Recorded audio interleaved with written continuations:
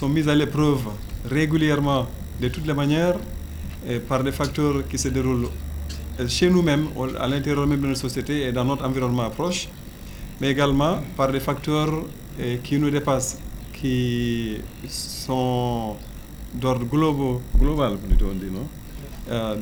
Il y a tout l'environnement mondial qui pèse sur ce que nous faisons, sur nos vies au quotidien. Et comment est-ce que nous vivons ça, sur le plan individuel, sur le plan sociétal? De quelle manière nos sociétés s'adaptent, répondent, anticipent certains de ces développements-là? Parce que sans ça, on ne peut pas survivre même un mois dans le contexte actuel, sans une capacité d'adaptation, sans une capacité d'anticipation. Il est difficile de survivre dans un monde qui change autant et aussi rapidement que le nôtre aujourd'hui. Et les changements sont de plusieurs types. Et c'est ça le thème de l'Institut sur la gouvernance aujourd'hui. Et on peut se demander pourquoi l'Institut sur la gouvernance s'intéresserait à un sujet comme celui-là. Parce que tout ça, il y a des gens et des institutions qui sont établis pour justement aider à piloter, à organiser, à faire en sorte que nos capacités de résistance, nos capacités d'anticipation et nos capacités de réponse par rapport à ces défis, aussi bien sur le plan global que sur le plan local, qu'on puisse y répondre de manière adéquate et de manière à ce que le bien-être des êtres humains ordinaires dans leur diversité soit protégé, et non seulement protégé mais également amélioré. Et quand on dit ça, on pointe le doigt sur le fait que nous sommes dans une société inégalitaire. Les capacités de répondre à ces défis et à ces changements ne sont pas égales plutôt. Il y a des hommes et des femmes, il y a des riches et des pauvres, il y a des gens qui ont des mécanismes d'adaptation et des ressources sur lesquelles s'appuyer. D'autres sont beaucoup moins outillés que cela. Et donc c'est tout ça qu'il faut que la recherche étudie, et que la recherche en fait est en train d'étudier. Mais une fois que la recherche est faite, les décideurs ont la responsabilité justement de s'appuyer sur les résultats de la recherche pour formuler des politiques qui permettent justement à ce que tout le monde puisse s'y retrouver, et que les faibles ne soient pas ceux qui payent les frais pour des dégâts qui sont causés souvent par les plus forts. Et ça, c'est au sens métaphorique comme au sens littéral du terme. On sait que les rapports internationaux sont des rapports inégalitaires. Si on prend la question de l'environnement, les sociétés qui ont contribué le plus au changement climatique, aux dégâts environnementaux qui pèsent maintenant sur nous, qui menacent la survie de notre planète, sont les pays riches. Et dans ces pays riches, ce sont les États qui ont les moyens de créer des grandes entreprises qui interviennent un peu partout, qui viennent chez nous et qui vont ailleurs, qui exploitent en fait les classes populaires et les faibles, aussi bien chez eux que chez nous. Et donc ça veut dire qu'il y a des inégalités face à tous les problèmes. Il y a des inégalités, et donc l'impact n'est pas le même sur les différents secteurs de la société. Les capacités de répondre ne sont pas les mêmes. Donc le rôle des États, surtout les États de chez nous, c'est en fait faire en sorte que tout ça puisse être pris en compte d'une manière qui nous favorise, quoi, et dans le long terme. Le professeur Niang est aussi, je pense qu'on va avoir une illustration concrète en fait également de ce que je disais tout à l'heure. Ce n'est pas, et c'est de loin, ce n'est pas un chercheur de salon, pour utiliser cette expression-là. Nous avons la chance de travailler avec lui depuis très très longtemps, et sur tout un tas de sujets relatifs à la santé, relatifs à la société. Et c'est quelqu'un qui est un chercheur engagé. Il est au top par rapport à sa discipline, l'anthropologie sociale, la sociologie. Il est au courant des débats scientifiques les plus élevés, les plus pointus au niveau mondial. Mais il a également des données et une approche de la question qui est aussi actuelle qu'on puisse l'avoir. Et la preuve, c'est qu'aujourd'hui, cette question dont on va parler aujourd'hui, dont il va nous parler, la question de Ebola et de ces virus-là qui traumatisent en fait le monde entier maintenant. Lui, il n'en parle pas parce qu'il a lu ça dans les journaux, il n'en parle pas parce qu'il a vu des images à la télé, il en parle parce qu'il a été sur le terrain, et concrètement en faisant des enquêtes, en faisant des recherches, avec tout ce qu'il faut sur le plan de la déontologie, sur le plan de l'éthique. Et je pense qu'il a des éclairages vraiment qu'il peut nous apporter par rapport à cette question-là. Et c'est aussi un peu ça le codestria en fait. C'est organiser et faire des recherches sur toutes les questions qui nous intéressent en tant qu'Africains, de toutes sortes, des questions politiques, des questions juridiques. On a fait il y a un mois un colloque ici sur la justice pénale internationale et le rôle de la le tribunal pénal international dans les processus de réconciliation en Afrique. On fait des recherches sur les questions de gouvernance, on fait des recherches sur les questions économiques, sur les questions de genre et ainsi de suite. Mais je ne vais pas prendre plus de temps que cela. Je voudrais remercier Mamadou Goïta, Dr Goïta, d'avoir pris le temps d'être ici avec nous pendant 2 semaines pour piloter le travail de l'Institut sur la gouvernance. Parce que c'est dans le cadre de cet institut-là que cette table ronde est organisée. L'Institut sur la gouvernance, on le tient régulièrement chaque année, sans arrêt, depuis 1992. Ça fait 22 ans maintenant. Et chaque année, il réunit une quinzaine de chercheurs en début de carrière ou à milieu de carrière sous la responsabilité ou la direction de quelques chercheurs seniors pour parler de certaines des questions qui nous interpellent le plus aujourd'hui en Afrique, du point de vue de la gouvernance. Et cette année, c'est Goïta qui a été identifié pour diriger le travail sur cette question de la résilience en rapport avec la sécurité et la gouvernance. Et il y a des personnes ressources qui sont joints avec lui. La semaine dernière, il y avait un, et cette semaine, il y a quelqu'un d'autre. Et les participants viennent d'un peu partout en Afrique. Ils sont dans l'audience avec vous. Ils vont participer au débat. Et donc vraiment, je voudrais te remercier, chers collègues, chers amis, d'avoir pris le temps, parce que c'est beaucoup de temps repris sur ton emploi de temps chargé pour être là. Et les autres panélistes, je voudrais également vous remercier d'avoir pris le temps d'être là, et participer à ce débat important. Un débat, je pense, que beaucoup de monde attend avec grand intérêt, parce que ce sont des questions que vous maîtrisez tous aussi, chacun de vous, par le travail que vous faites, par les recherches que vous avez faites, par vos réflexions sur la question, par l'expérience que vous avez concrètement pour certains d'entre vous dans la gestion de justement ces questions-là. Et cher, merci encore, vraiment. Et toutes nos excuses, parce que je sais qu'il a le plus frustré dans cette affaire-là, c'est lui, parce qu'il a les images qu'il souhaitait vraiment nous faire voir. Mais on va essayer de se rattraper. Nous essaierons peut-être dans la semaine à venir ou dans les 10 jours à venir d'organiser autre chose dans un cadre plus adapté pour justement permettre à tout le monde de voir les images et de l'entendre encore en parler un peu plus. Je voudrais signaler la présence parmi nous des représentants du ministère de la Santé. Et nous avons jugé important qu'ils soient ici aujourd'hui, qu'ils participent au débat. Et je voudrais les remercier d'avoir pris le temps parce qu'on les a notifiés vraiment très tardivement. Je voudrais enfin remercier les représentants des médias qui sont ici avec nous. Et ils nous aident à faire en sorte que justement le message soit diffusé d'une manière beaucoup plus large. Et c'est important que ça ne soit pas gardé entre les chercheurs seulement, le débat sur ces questions-là. Et les médias nous permettent justement de sortir du milieu de la recherche pour que le message soit porté plus loin. Nous avons un collègue de la CEA qui est ici, de la Commission économique des Nations Unies pour l'Afrique, Jim Ochiti, qui est ici à mission. Je voudrais le saluer, Jim. Merci d'être là aussi. Et voilà, I'm sorry I've taken too much time, but welcome again. Merci beaucoup vraiment pour cette introduction à un sujet aussi complexe que la sécurité humaine. Parce que généralement, quand on parle de sécurité, on pense automatiquement à des situations de conflits ouverts où nous avons des protagonistes qui créent des situations où l'individu et la communauté se trouvent en insécurité. Mais parlant de la sécurité humaine, nous avons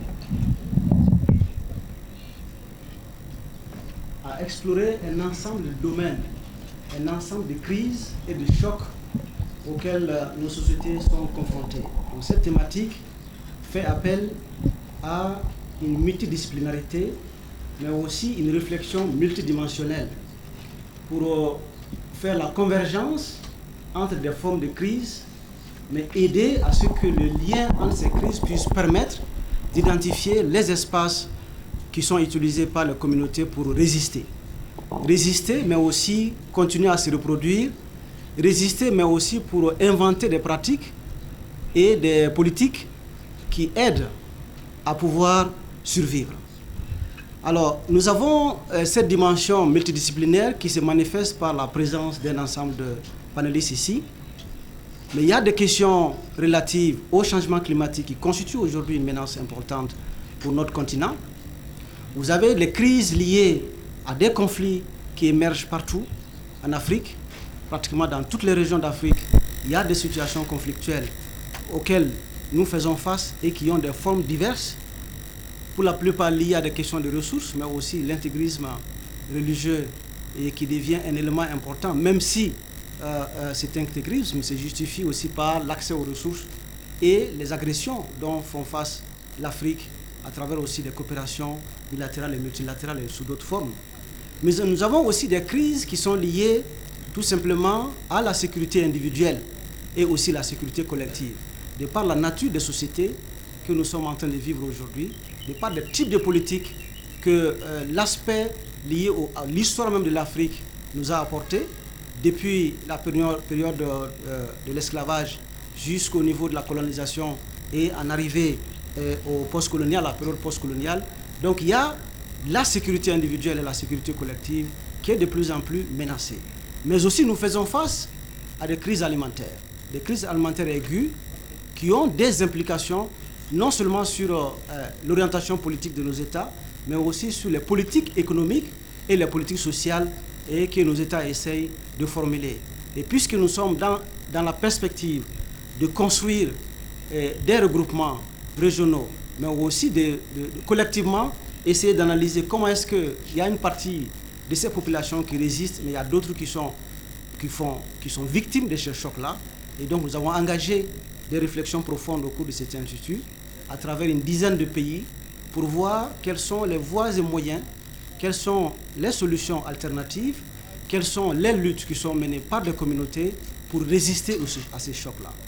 Comment est-ce que la recherche va produire des savoirs sur ces formes de résilience en lien avec la multidisciplinarité, la multidimensionnalité de la sécurité humaine, pour que nous puissions les socialiser, les partager, mais aussi aider à ce que l'Afrique collectivement puisse résister.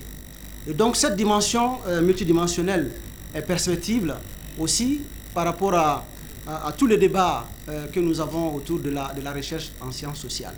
Quelles sont les méthodologies les plus adaptées que nous pouvons aujourd'hui mettre en avant pour accéder à la connaissance, mais aussi mettre cette connaissance à la disposition d'un public plus large. Vous voyez très bien que quand on parle de sécurité humaine, il s'agit d'une convergence de crises, mais aussi d'analyser les risques qui sont liés à ces différentes crises et comment les populations développent des stratégies, développent des démarches, s'approprient un certain nombre de crises pour se reproduire et continuer à résister. Et donc nous avons fait appel à un certain nombre d'intervenants pour enrichir ce débat. Et je crois que l'Ebola s'est imposé à nous, tout simplement, parce qu'on a voulu que les différentes dimensions de la sécurité humaine, donc qui va de la crise alimentaire à la crise sécuritaire, tout simplement pure et dure, mais aussi toutes les crises des maladies liées à la santé, qui est une dimension fondamentale.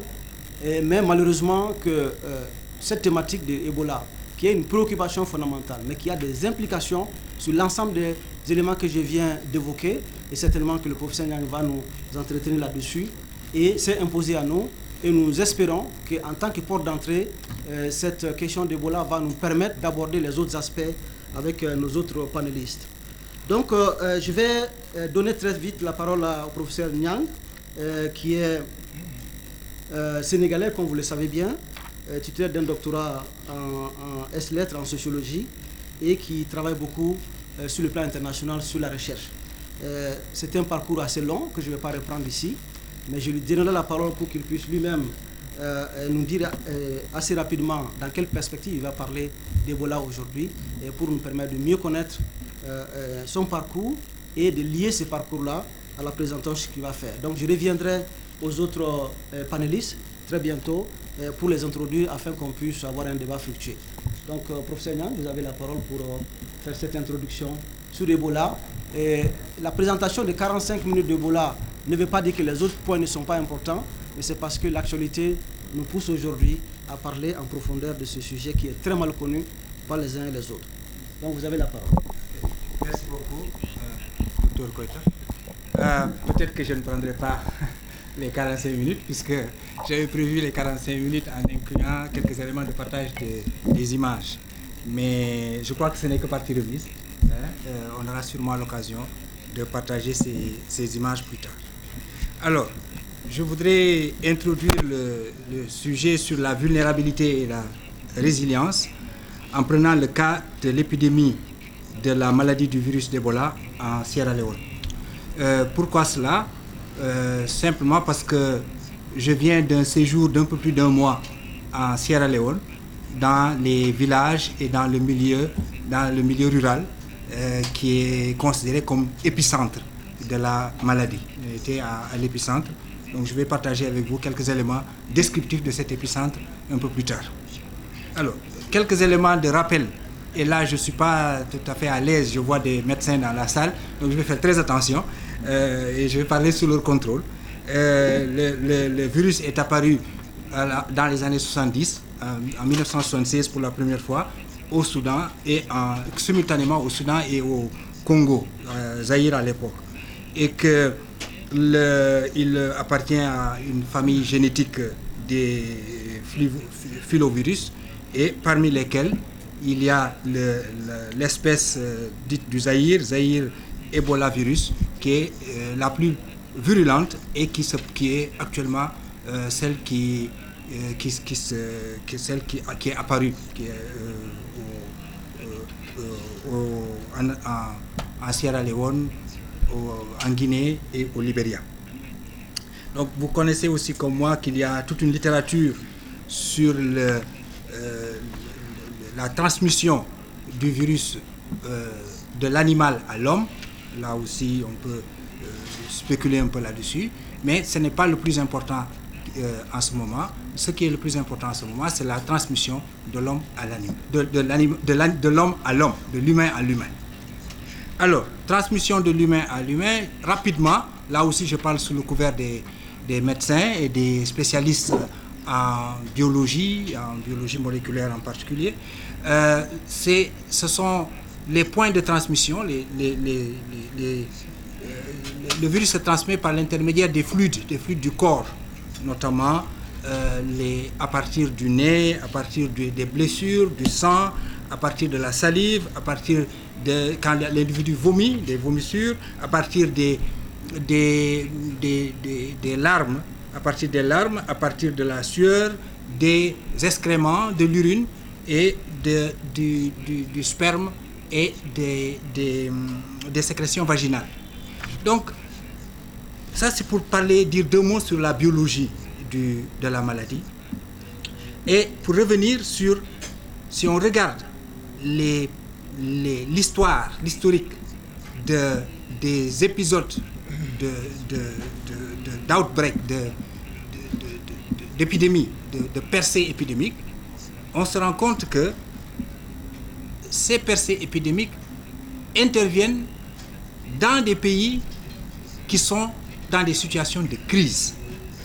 La crise sociale, la crise politique, les tensions, les guerres civiles sont pratiquement le trait commun que vous allez retrouver dans tous les pays qui ont connu des épisodes épidémiques de Ebola avant cette dernière-ci. Et même dans cette dernière-ci, vous savez très bien que le Libéria, la Sierra Leone et cette partie de la Guinée ont été l'objet de tensions, de mouvements, de violences politiques et de guerres civiles jusqu'à un certain point. Donc, mais l'épisode épidémique actuel a quelque chose de particulier. D'abord, elle semble durer plus que les autres. Deuxièmement, elle semble avoir fait plus de morts que les autres. On n'a pas encore vu le sommet de la courbe. On n'a pas encore assisté, on ne voit pas encore la phase plateau à partir de laquelle on peut envisager un renversement de la tendance. Ce qui fait donc que non seulement on se rend compte qu'elle est en train de prendre du temps, elle est en train de faire beaucoup de morts, là où il y avait dans les autres séquences 20 morts, 40 morts ou 200 morts, maximum 300 morts dans ces fins, là nous avons plus de 1000 morts. Et ensuite, le taux de fatalité. on a comme l'impression qu'il a relativement diminué. C'est-à-dire si vous prenez 100 personnes qui sont infectées, tout le monde ne va pas mourir. Au début, avec le cas du Zaïre, il y avait jusqu'à 90%. Maintenant, ça va vers 70%, 80%, ça dépend des situations et les données ne sont pas encore totalement méprisées. On pourrait dire ouf dans un certain sens, mais dans un autre sens aussi, ça veut dire que l'épidémie va se transmettre, va prendre plus de temps pour se transmettre d'une personne à une autre. Alors, autre élément de particularité de cette flambée épidémique, le tableau des pays, quand vous regardez dans le pays, le tableau des régions qui sont les plus touchées, les régions touchées, où on signale des cas, il donne un tableau moucheté, tacheté. Vous avez il se déclare sur plusieurs endroits à la fois. Il couvre pratiquement l'ensemble du territoire. Vous allez voir que par exemple, pour la Sierra Leone, sur 12 districts sanitaires, les 11 sont déjà touchés. Vous prenez la Guinée, dans différents endroits de la Guinée, vous avez des flambées épidémiques. Donc, le tableau est en train de changer. Donc, ça montre qu'on a une maîtrise beaucoup plus difficile et on arrive difficilement à contenir l'épidémie. Un dernier chiffre qu'on pourrait appeler les dernières nouvelles. Si vous regardez, vous entrez dans le site de l'OMS, du 7 au 9 octobre, au 9 août, il y a quelques jours, du 7 au 9 août, on enregistre 69 nouveaux cas et on enregistre 52 décès en l'espace de 2 jours, 2-3 jours. Alors, c'est la rapidité, la soudaineté, la virulence par laquelle cette épidémie est en train de frapper les pays d'Afrique de l'Ouest. À l'intérieur du pays, parce que j'ai dit tout à l'heure, nous sommes allés en Sierra Leone parce que la Sierra Leone avait les chiffres les plus élevés. Et à l'intérieur de la Sierra Leone, nous sommes allés dans les districts et dans les chiefdoms, c'est-à-dire des sortes de provinces qui étaient les plus touchées. L'un, c'est dans la province de Ndiala, de Diawé, et vous avez un village qui s'appelle Ndiala. Je vais revenir là-dessus plus tard. Ndiala a connu, en l'espace de quelques semaines, 46 personnes qui sont mortes du virus de l'Ebola. Je vais préparer quelques images, je vais les résumer rapidement.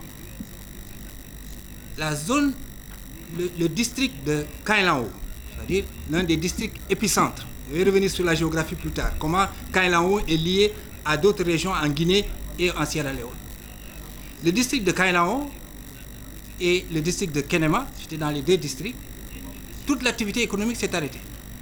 Il y avait d'immenses chantiers de routes, d'infrastructures construits par les Chinois, entre autres. Ces chantiers sont arrêtés. Les écoles sont fermées. L'activité économique est arrêtée. J'avais des images pour montrer que Kenema est la capitale du diamant. Je vais revenir là-dessus plus tard. Parce qu'à partir du diamant, il y a des migrations, des mouvements de population à la fois vers les forêts où ils seront en contact, ils pourraient être en contact avec l'agent hôte du virus et aussi ils sont en contact avec d'autres régions du Sénégal ou de l'Afrique. Parce que partout où vous avez des mines d'or et de diamants, vous avez des mouvements, des flux de population extrêmement intenses. Donc, toute l'activité diamantifère s'est arrêtée. Les activités de loisirs se sont arrêtées. Et, autre trait frappant de cette épidémie, vous allez voir dans le cas de Kainlao que l'épidémie, les personnes, les gens qui vont mourir, qui meurent de Ebola, ils viennent des villages. Vous avez le mouvement de la ruralité vers l'urbain. Et à Kenema, ce sont les quartiers les plus pauvres. C'est les quartiers de l'exclusion sociale. Les quartiers qui ont été frappés sévèrement par la guerre civile et par l'héritage de tensions politiques. Ce sont ces quartiers qui vont aussi avoir les taux de prévalence les plus élevés, le nombre de cas le plus élevé et qui continuent à venir. Alors, donc c'est la raison pour laquelle je vais dire 2 mots sur la méthodologie que nous avons utilisée pour montrer sa pertinence et peut-être ouvrir un débat là-dessus. Je le cite simplement pour le valider, pour des besoins de validation des résultats que je vais partager avec vous. Nous avons donc travaillé dans les districts de Kisikama, Kisiteng, Kisitongi, qui sont décrits. Si vous regardez là, je vous renvoie au jour où je vais faire la présentation, vous allez voir les images. Si vous regardez la carte, ce sont des zones qui sont frontalières avec la Guinée. Pendembu, Djawé, et dans Djawé, nous avons travaillé à Djala, c'est ce village-là où il y a eu 46. Kailaon, nous avons travaillé à Kailaon City lui-même, et nous avons travaillé autour des centres de quarantaine, de mise en quarantaine, avec les cimetières à côté. Là aussi, je vais revenir sur un certain nombre de considérations qui sont liées à cela. Alors que dans le milieu, dans le district de Kenema, nous avons surtout travaillé à Nyandeyama, c'est ce quartier populaire dont j'ai parlé tout à l'heure, qui constitue le lieu qui enregistre le plus de décès et de cas suspects ou de cas confirmés. Les méthodes que nous avons utilisées, ce sont essentiellement des méthodes ethnographiques, avec observation, séjour sur le terrain, entretien, ensuite des méthodes qualitatives, entretien semi-structuré, focus group, etc. Observation. Donc on fait énormément d'observations. Il fallait tout observer. Quand on vous dit, on va mettre ils appellent ça chlorine bucket, des seaux avec robinet pour se laver les mains, nous observons qui se lave les mains et qui ne se lave pas les mains. Et vous allez vous rendre compte que, on a pu se rendre compte que non, par exemple, les femmes n'allaient pas se laver les mains. Pourquoi? Parce que l'endroit était placé dans un endroit qui est contrôlé par les hommes. Pour des raisons de prestige, ou bien on va placer ces buckets dans les mosquées, parce que c'est un endroit prestigieux, mais quelle femme va se laver les mains dans la mosquée, ou à côté de ou sur le mur de la mosquée? Donc, et aussi, la question que ça va poser, c'est qu'on n'a pas demandé l'avis des femmes au moment où on posait ça. Je vais revenir très souvent sur la question du genre par rapport à cette épidémie. Alors, nous avons travaillé sur ce qu'on appelle bushmeat, la viande de bouche, la viande de brousse. Et on s'est rendu compte que la sensibilisation pouvait prêter à confusion. D'abord, on ne peut pas mettre sur le même pied d'égalité la transmission de l'animal à l'homme et la transmission de l'homme à l'homme, de l'humain à l'humain. On ne peut pas le mettre sur le pied d'égalité. Alors que si vous le présentez d'une certaine manière, les gens vont vous dire, moi je ne mange pas de la viande de brousse, donc je suis à l'abri. Deuxièmement, ce n'est peut-être pas le fait de manger la viande, parce qu'on va chercher la causalité dans le fait de manger la viande, alors que c'est la manipulation, c'est les processus qui font que l'individu entre en contact avec le fluide animal, avec le sang ou le fluide animal. Ces éléments, pourquoi ils ne sont pas présents dans les messages de sensibilisation? Peut-être quelque part, on ne pense pas que la population va poser des questions scientifiques, c'est-à-dire sur le raisonnement. On va vous dire, ne faites pas ça, c'est bon pour vous, ne le faites pas, sous forme de recommandations ou sous forme d'instructions autoritaires, alors que les communautés, les populations sont en train de demander des explications rationnelles et cohérentes. Alors, donc, à défaut de ces explications rationnelles et cohérentes, vous avez à Kailaon, par exemple, le marché de viande de brousse a été fermé, etc. Il ne fonctionne plus, mais à Kenema, il continue. Et quand nous avons fait des entretiens là-dessus, les femmes nous ont dit, écoutez, nous, ça c'est notre gagne-pain, nous avons nos machettes, et si vous venez, on va se bagarrer avec vous. Parce qu'en fait, si c'est le contact avec les fluides, est-ce qu'il n'y a pas un autre moyen de discuter de ce contact avec les fluides-là et de protéger différemment les populations? Nous avons donc travaillé sur le contexte culturel, les valeurs, les représentations, les pratiques. Quelles sont les pratiques qui mettent les communautés à risque d'infection? Quelles sont les pratiques qui augmentent la vulnérabilité par rapport à l'infection et la transmission? Alors, nous avons regardé, parce que ça a été le cas dans les autres épidémies aussi, nous avons regardé les contacts entre le malade et les contacts à partir du malade. Les microprocessus. Le fait, et là, nous sommes arrivés à toute une gamme, je ne vais pas vous citer tout cela, de toucher, puisque c'est par le toucher, par le contact physique. Quand une personne est malade, Le contact physique entre dans l'établissement d'un diagnostic dans la population elle-même. Vous ne pouvez pas dire, vous avez mal à la tête, vous touchez à la tête. Ah bon, c'est chaud, ça te fait mal, ainsi de suite. Vous avez ce contact physique qui est extrêmement important. Mais le contact physique va plus loin. Vous allez voir, il fait partie de la prise en charge psychologique de la maladie. Il permet de sentir une présence. Il permet de donner confiance.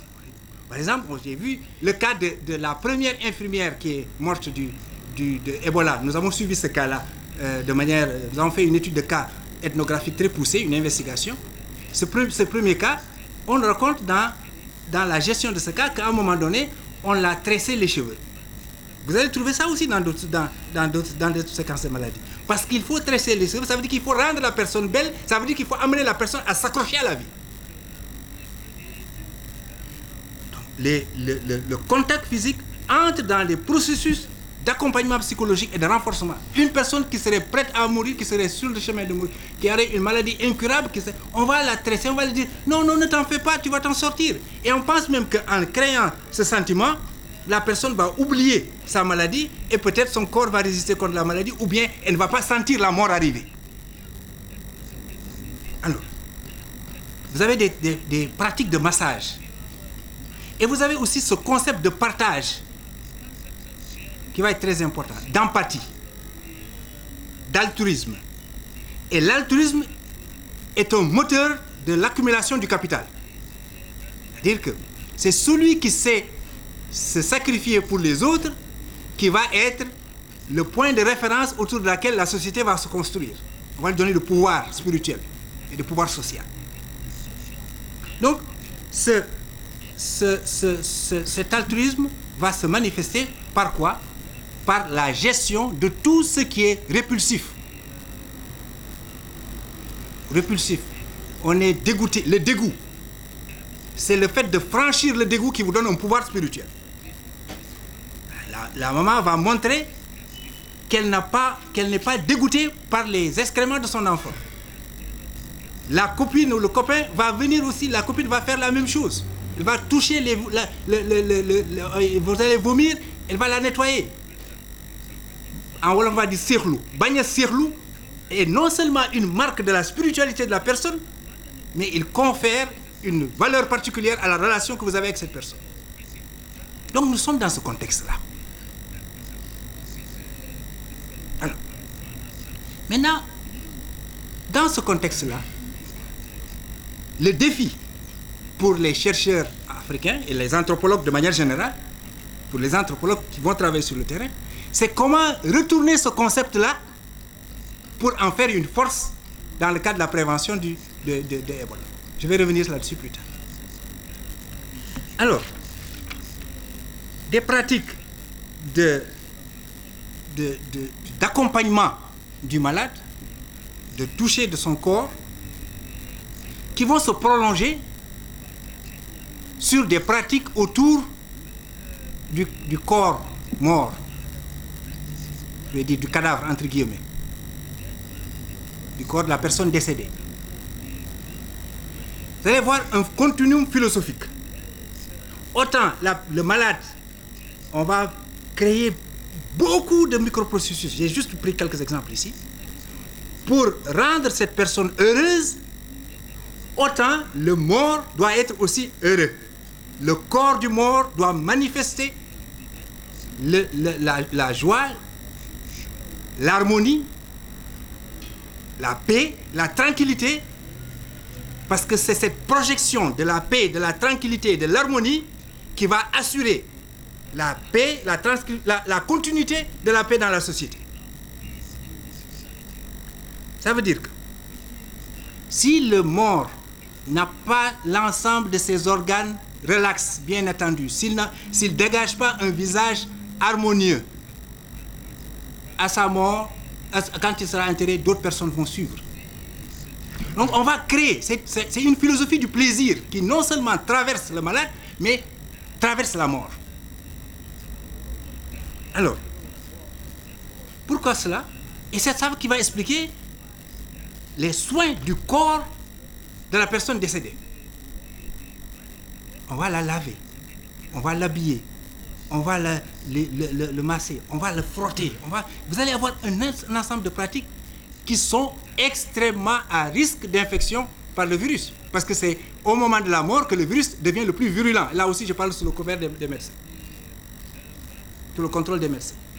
Alors, mais ces pratiques, de la même manière que ces pratiques ont pour but d'asseoir cette philosophie, elles portent aussi elles traduisent une personnalité, elles traduisent l'identité de la personne qui est impliquée dans ces pratiques. Et un dicton Mendey dit, vous ne pouvez pas connaître une personne réellement, vous ne la connaissez réellement qu'à partir du moment où elle crie, elle pleure, et comment elle se manifeste à l'occasion de la mort de quelqu'un d'autre. Il montre qui vous êtes. Et si vous êtes trop distant,